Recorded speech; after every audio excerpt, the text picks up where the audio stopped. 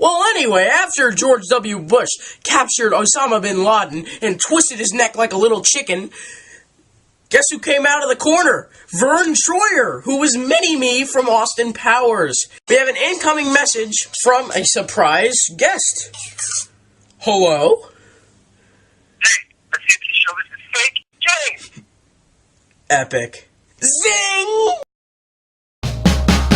Suzanne, you're all that I wanted of a girl. You're all that I need in the world that I wanted of a girl. Yeah!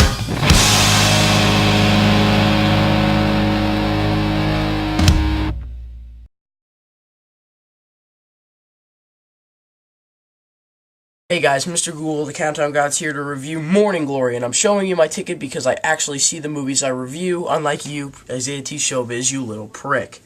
And I'm going to review Morning Glory. Like I said, it stars Rachel McAdams, Jeff Goldblum, Patrick Wilson, John Pankow, Diane Keaton, with Ty Burrell, and Harrison Ford. It's directed by Roger Mitchell, who directed Notting Hill.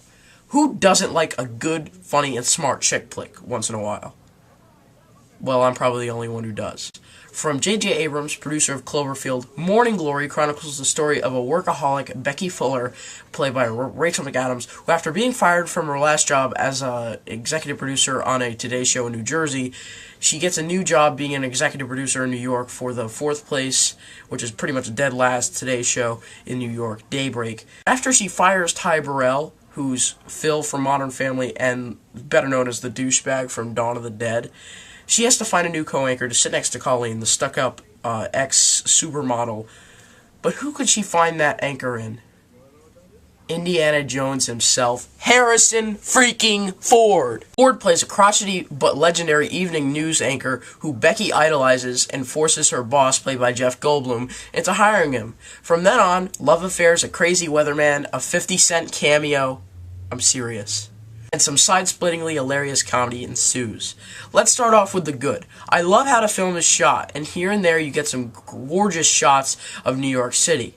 The musical score by David Arnold, who did Casino Royale, sets a great, well-fitted mood for the film.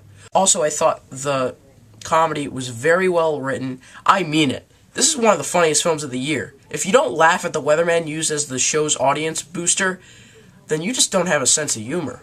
For the bad, the story isn't necessarily original. Right from the start, you could just tell where it's going right away.